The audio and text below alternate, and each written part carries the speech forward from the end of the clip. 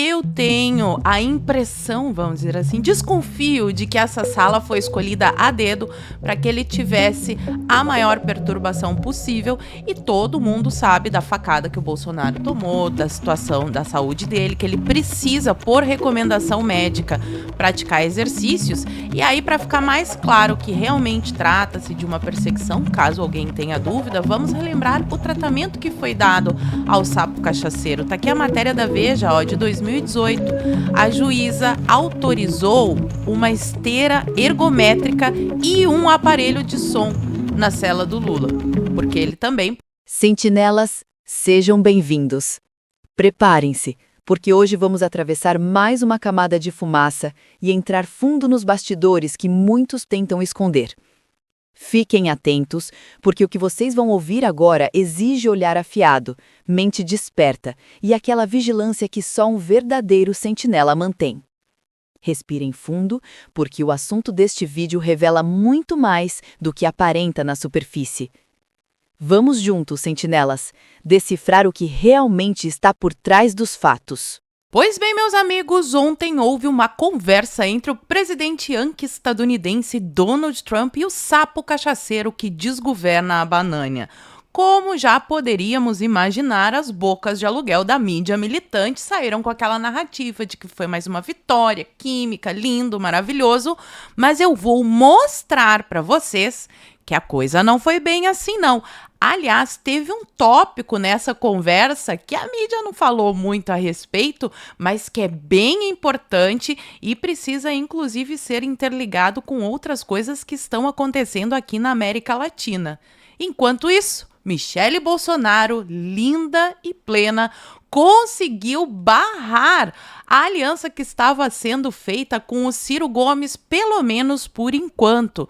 Quero contar para vocês os detalhes da reunião da cúpula do PL, com a presença dela, que aconteceu ontem, e inclusive ela está cada vez mais conquistando o meu coração, porque já virou a sua mira para um outro alvo, e eu acho que vocês vão gostar bastante dessa notícia também. Ainda no vídeo de hoje vamos conversar sobre a guerra entre Alcolumbre e Lula, que ganhou um novo capítulo com o adiamento da sabatina do Messias e a nova nota que Alcolumbre lançou com os seus bots com o bumbum. Então, se você já gostou das pautas, me ajuda a espalhar essas informações. Curte, comenta, compartilha bastante o link desse vídeo nas suas redes sociais, grupos de Face, de Zap, dá uma verificada na tua inscrição, vê se ela continua ativa aqui no canal, e se não for inscrito, se inscreve e dá essa moralzinha pra mim. Olha, aqui quero começar o vídeo de hoje com Flávio Bolsonaro descrevendo a situação de tortura, porque isso aqui que vocês irão ouvir é tortura, com o refém favorito do momento do Alexandre de Moraes, que é o Bolsonaro, que está sequestrado lá na Superintendência da Polícia Federal. Flávio Bolsonaro o visitou ontem e traz as seguintes informações. Atualizando aqui a situação dele, cheguei lá, ele já com bastante soluço de novo, já começado há uns 40 minutos mais ou menos. Teve refluxo durante a noite. E ele me falou uma coisa que eu não sabia, né? A ordem que é os policiais é deixarem ele trancado dentro de uma sala de 12x12 na chave o dia inteiro. Sai por um período pequeno para fazer alguma caminhada, só que o espaço que ele tem para caminhar ali é um espaço muito pequeno, dá 10 passos para um lado, dá 10 passos para o outro, já acabou o espaço. É uma pessoa que tem orientação médica para fazer exercício. A sala onde ele está hoje fica do lado do aparelho central de ar-condicionado aqui do prédio, uma barulheira de 7 da manhã a 7 da noite. Então ele está aqui, uma pessoa idosa, uma pessoa que precisa de cuidados médicos, uma pessoa que todo mundo sabe que tem problemas de saúde. Bom, resumidamente, essa é a situação do Bolsonaro no momento. Eu tenho a impressão, vamos dizer assim, desconfio de que essa sala foi escolhida a dedo para que ele tivesse a maior perturbação possível, e todo mundo sabe da facada que o Bolsonaro tomou, da situação da saúde dele, que ele precisa, por recomendação médica, praticar exercícios. E aí, para ficar mais claro que realmente trata-se de uma perseguição, caso alguém tenha dúvida, vamos relembrar o tratamento que foi dado ao sapo cachaceiro. Tá aqui a matéria da Veja, ó, de 2018, a juíza autorizou uma esteira ergométrica e um aparelho de som na cela do Lula, porque ele também, por recomendação médica, precisava praticar exercícios físicos. O Lula pode até ter esteira, o Bolsonaro tem que ficar confinado ali e dar 10 passos para um lado, 10 passos para o outro, porque eles querem acabar com a vida de Jair Messias Bolsonaro. Enquanto isso, Tarcísio finalmente, né, resolveu mexer o seu bumbum, tá aqui. Tarcísio se move por anistia, enquanto se equilibra para não despertar a ira dos Bolsonaro e do STF. Governador ligou para lideranças do Congresso. Parabéns, Tarcísio. Só fica aqui mais uma vez a minha observação.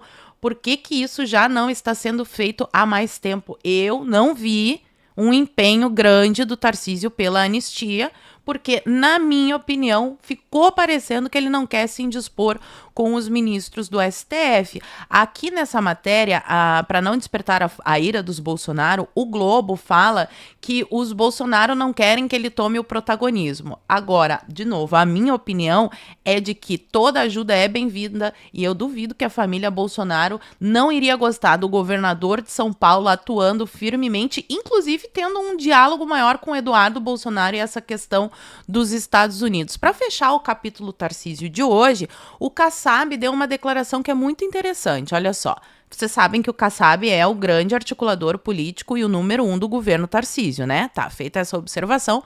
Kassab diz que Tarcísio exagerou um pouco e não pode se apresentar como bolsonarista. Tem errado. O secretário de Estado em São Paulo defendeu ainda que o governador seja um candidato de centro-direita. Então, a galerinha do Centrão, que já elegeu o Tarcísio como o seu candidato favorito, quer os votos do que eles chamam de bolsonarismo, mas não querem representar o interesse dessas pessoas. Eles querem que o sistema continue operando como ele está. Que fique registrado aqui. Vamos para a próxima pauta, o tal telefonema entre Lula e Trump. Eu vou lendo aqui as manifestações mais importantes, a do Lula, do Trump e a do Eduardo Bolsonaro também, e comentando e contextualizando, que daí fica mais bonito. Olha só. Telefonei nesta terça-feira para o presidente dos Estados Unidos, Donald Trump. Na chamada, que durou 40 minutos, tivemos uma conversa muito produtiva sobre nossa agenda comercial e econômica e sobre o combate ao crime organizado. E é essa pauta aqui que eu quero destacar.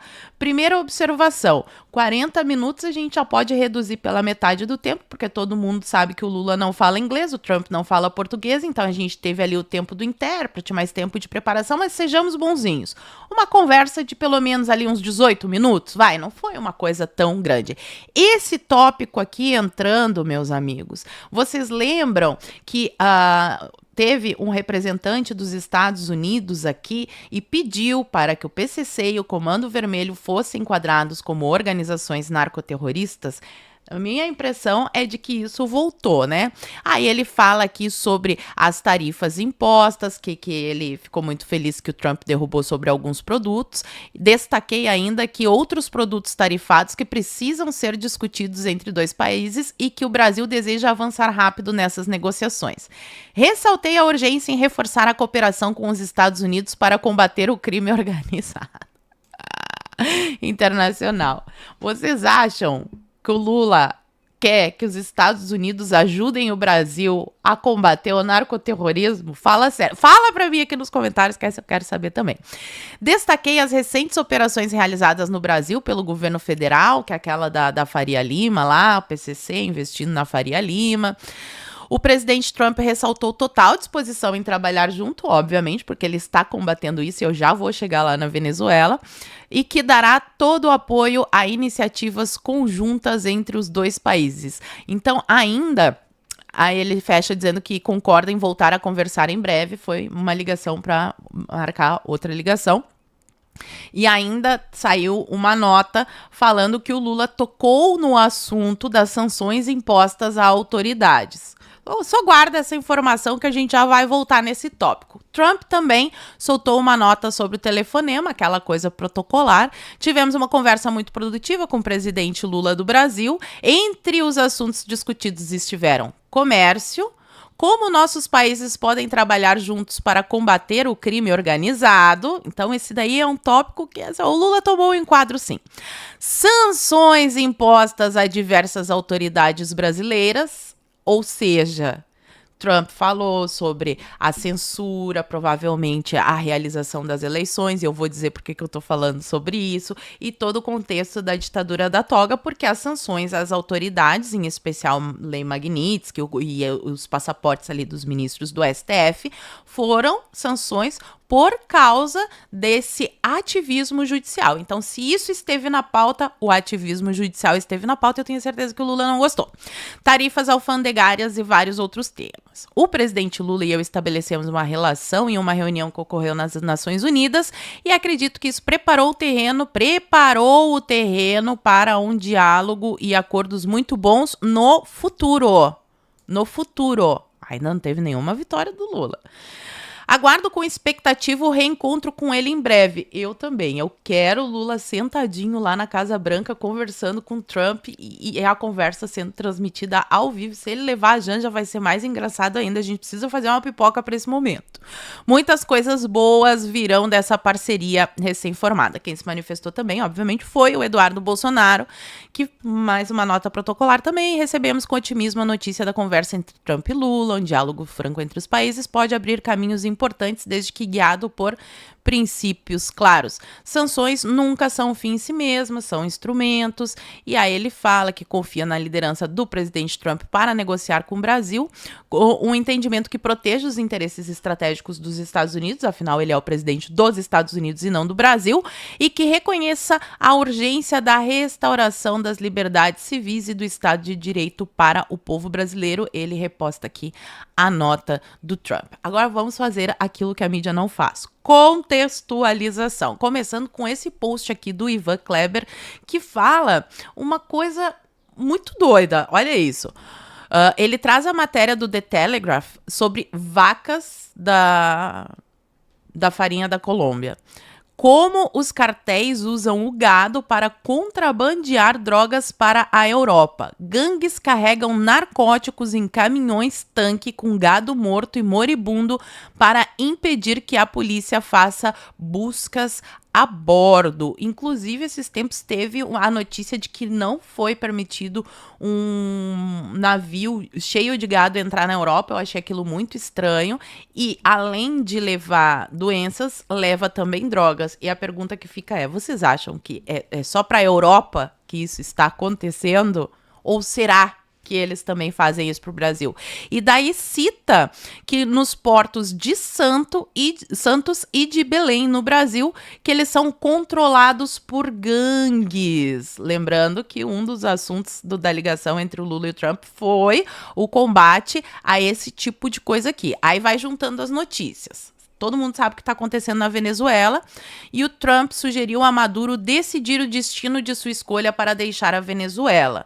Durante a ligação, e aqui fica a prova de que o Trump não fala por telefone só com quem ele gosta, mas ele fala com quem ele precisa, não é nenhuma vitória do Maduro estar falando com o Trump no telefone, assim como não é nenhuma vitória do Lula estar falando com o Trump no telefone. Até aqui eu espero que a minha audiência já tenha entendido. Certeza que vocês já entenderam, mas olha só os detalhes. Durante a ligação, Maduro teria solicitado a remoção de sanções impostas a mais de 100 autoridades venezuelanas. Parece com a banana, né? E o que o Trump fez? O que foi recusado pelo presidente dos Estados Unidos. Junta com mais essa outra aqui de Honduras, que saiu ontem também. Trump acusa Honduras de tentar mudar o resultado eleitoral e faz ameaça.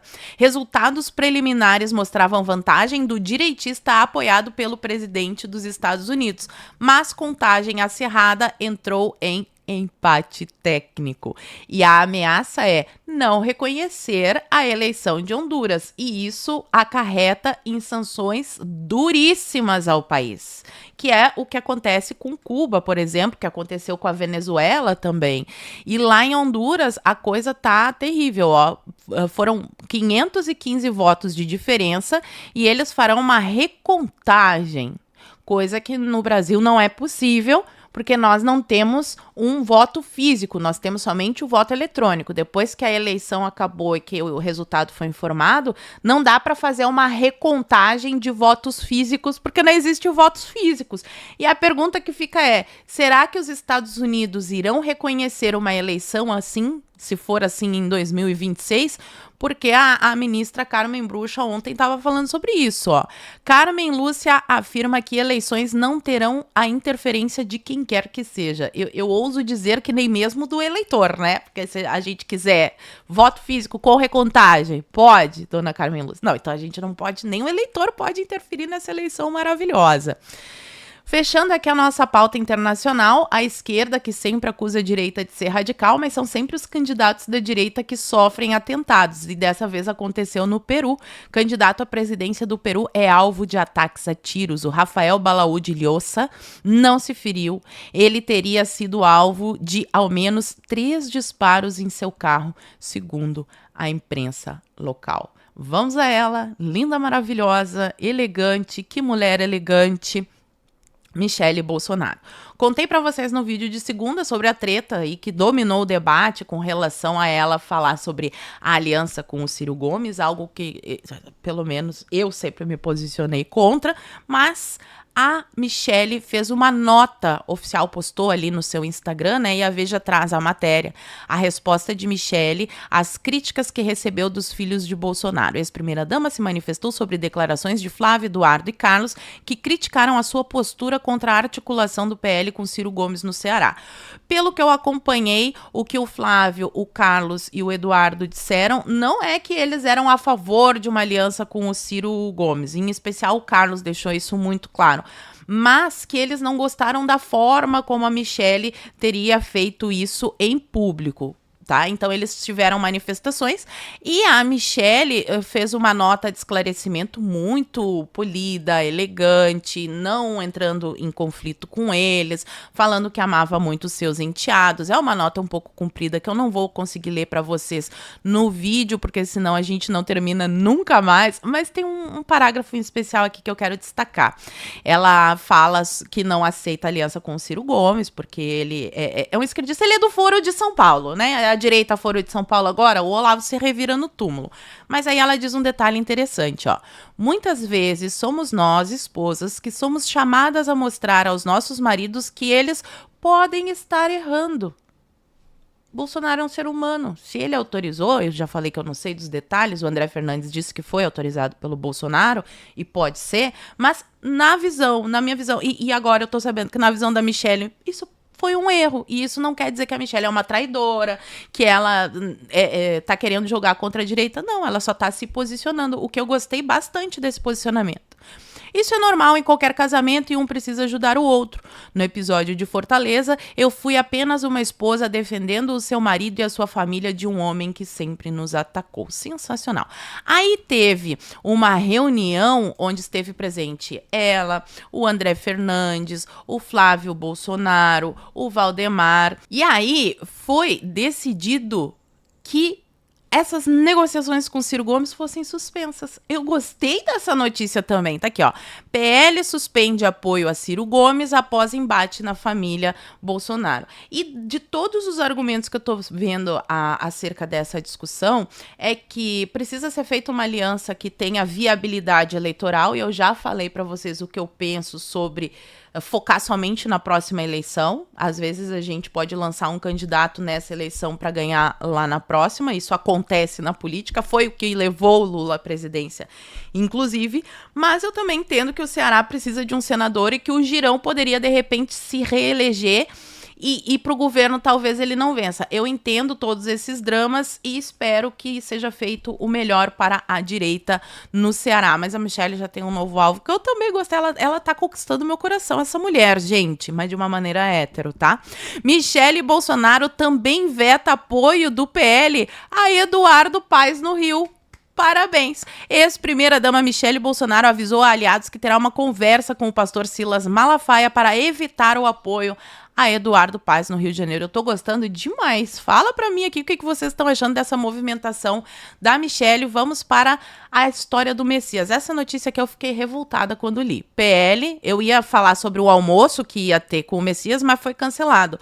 Agora vamos marcar aqui o nome de quem fica articulando isso. PL cancelou o almoço com o Messias, que foi marcado por uma senadora do PL. Tem uma senadora do PL, já não basta os 2 ministros, agora uma senadora do PL trabalhando pelo comunista Messias. Eudócia Caldas articulou o encontro da bancada com a AGU. Então, a dona Eudócia Caldas, que eu acho que não se reelegeria, porque ela era suplente, ela entrou como suplente, mas que fique marcado o nome aqui dessa senhora. E o Alcolumbre está furioso.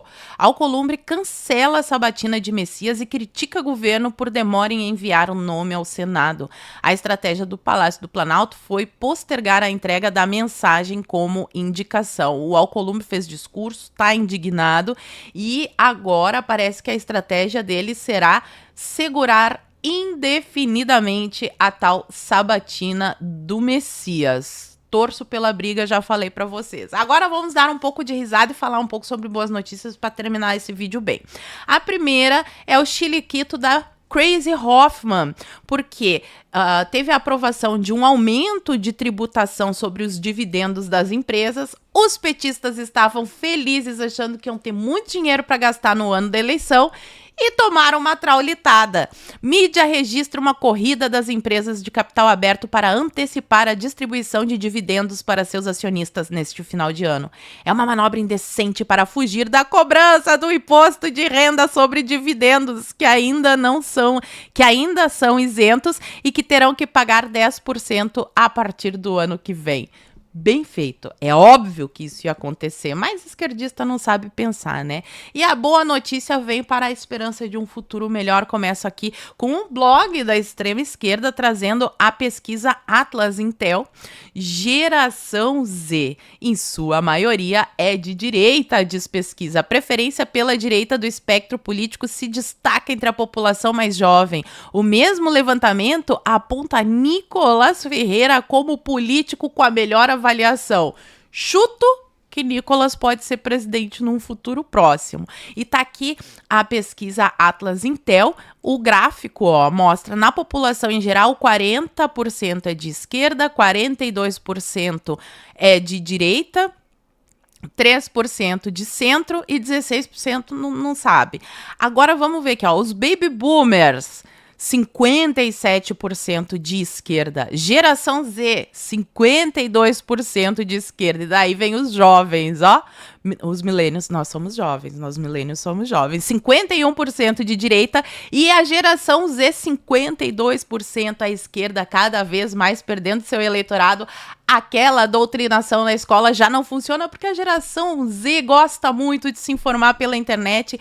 Eu adorei essa notícia, quero saber vocês. Fala pra mim aqui nos comentários. E por hoje eu vou ficando por aqui. Muito obrigada por terem assistido ao vídeo até o fim. Fiquem todos com Deus, um beijo e até a próxima. Fui. Sentinelas, chegamos ao fim desta análise. E agora você já tem todas as peças para compreender o quadro completo. Se essa investigação ajudou você a enxergar além da narrativa comum, não esqueça, deixe o seu like, comente aqui embaixo e, principalmente, inscreva-se no canal Radar da Liberdade. A vigilância continua e nós seguimos juntos, sempre alertas. Até a próxima, sentinelas!